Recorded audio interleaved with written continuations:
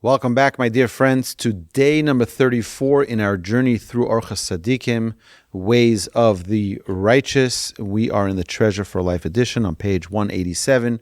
We're beginning the fifth gate, the fifth chapter. We're going to be talking about the gate of love. What is love? Love is a very, very important, very precious trait. Ha'ava kolelas masim rabim yoser mikol amidos. Of all the various character traits, the trait of love has an effect on one's actions more than any of the others. And when one employs his love for good, it is the highest of all the traits. Ha'ava kolelos masim rabim yoser mikol amidos v'kishiyosim ha'odam ahavasu l'tova hi lemala mikol amidos k'dichsiv v'ahavta es Hashem Elokecha. And you, as it is written, and you shall love Hashem your God. This is in Deuteronomy chapter 6, verse 5. And there is no form of divine service higher than that of serving Hashem out of love. But if, God forbid, someone employs their love for the evil, and there's nothing worse in the world. There's no trait that is compared to that evil of love misguided. He says,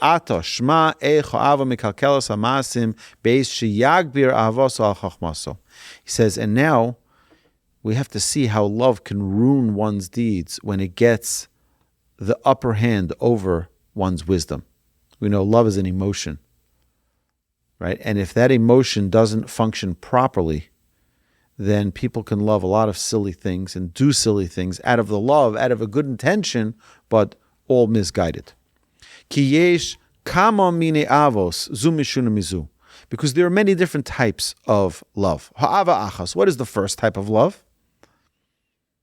Avas adam es banav. A parent who loves his children, who loves their children. Umirov ava eino miyasrum madricham l'derech hatova. But because of that great love, they don't guide them and they don't reprimand them. Umanicham lechas b'shrir sliban, and lets them just go on their path, go do what you want. And umizeh yavo hezekado, and then coming from this, the result of this can be great, severe damage for the children because they're never being guided. So that's a misguided love. Yes, it's important to love your children, to be obsessedly in love with your children. Great, but you still have to guide them. When they do something, you have to guide them and make sure that they understand when the right thing is done, great. When the wrong thing is done, they need to be properly critiqued for it, properly, so that they can learn from their wrong ways. What's the second misguided love? Ha'ava shniya avas hamamon. Love for money. One's great desire for money causes him to be dishonest in business.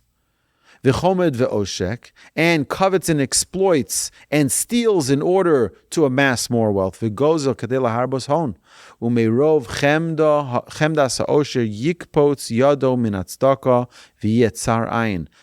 great desire for wealth will cause him to close his hand to charity and to be miserly. So that's another form of love. They love money, so now everything is fine as long as I remember my father once hired someone to work for him, a young guy. He was like straight out of school, first job, came to my father, and my father was just doing an act of kindness and bringing him in, hopefully showing him the ropes of the business.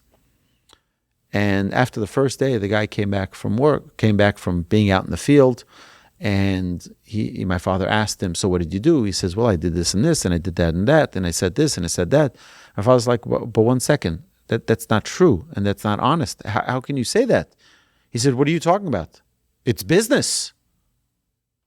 As if business is a blanket approval to cheat, lie, and steal, and do whatever you want, because it's in the name of business. That was the last day he worked there. That's not the way you operate. That's not the way you conduct your business. Just because you have a desire or a love for money doesn't mean that we can just do whatever we want. What is the other form of love that could be misguided?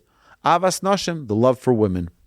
V'im tiya lo isho ra'a, and if a person's wife is wicked and haughty, ubalas gaiva, he tosim miliba kol mitzvos v'hitim shechehu achareha, umirov ha'ava eno me'ez ponov negda v'shomel ha'atzasa. So he loves his wife, obsessedly in love with his wife, but she's turning him against the mitzvos and removing the mitzvos from his heart, and he will be drawn after her. His great love will not permit him to defy her. He will heed her counsel, and she will lead him into evil deeds. His great love for women will also cause him to gaze at them constantly, to speak obscenities, and to come to lewdness. V'gam mirov avaso es hanoshim yistakel behen tadir v'yidaber nevolos v'yavo l'dei niyuf, as what they call locker room banter. Oh, it's okay, it's me and the boys, and we're just talking like that in a way that is crass, in a way that is inappropriate, in a way that is lewd, and that is a way that no Jewish person should talk about anyone. So this is very, very important. This is part of what we learn when we learn the trait of modesty. It's not only modesty in clothes, in how we carry ourselves and how we dress. Modesty is how we talk. And if a person doesn't talk with a proper modesty, that's also a major flaw, which we will get to undoubtedly. The fourth, misguided love, the love of those close to him, his father, mother, brothers, sisters, his other relatives, and his friends and companions. He ahavas krovav, aviv, imo, v'achiv, v'achyosav, v'shar krovav, v'reav, v'chaverov, mitoch ahavasam, yisayea lohem b'machlokusam. Because of his love for them, he will aid them in their quarrels, without first checking to see whether they may have wronged their rivals.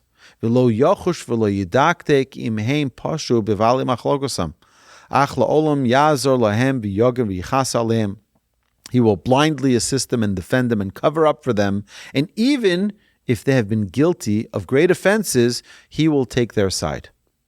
Ve'af importzu protzos rabos yogen aleim. It's a big mistake. If you know that your family did something wrong, it is proper to correct them and not to just say, well, it's family. We have to, of course we have to protect our family. Of course we have to defend our family. Of course we have to stand up for our family. Right? You're not allowed to neglect your own flesh. The Torah commands us that. You can't neglect your own flesh, meaning your own family. Okay. But that doesn't mean that if you know that they're dishonest in business, if you know that they're going in the improper way, that you don't give them guidance to go in the right way. He's trying to do favors for his family when they're not called for and inappropriate. Kigon la'asosa moshlim eparnasei ador v'lios rodim ba'am ve'afilu imheim rishoim. It's family. Everything in the name of family I'm willing to do. He will also heed their counsel and not depart from it, although it is not good. He will likewise desire to elevate them to positions which are not appropriate for them, such as governors, supervisors, and taskmasters. And although they may be wicked, this will not deter him. For love will blind his eyes and deafen his ears. And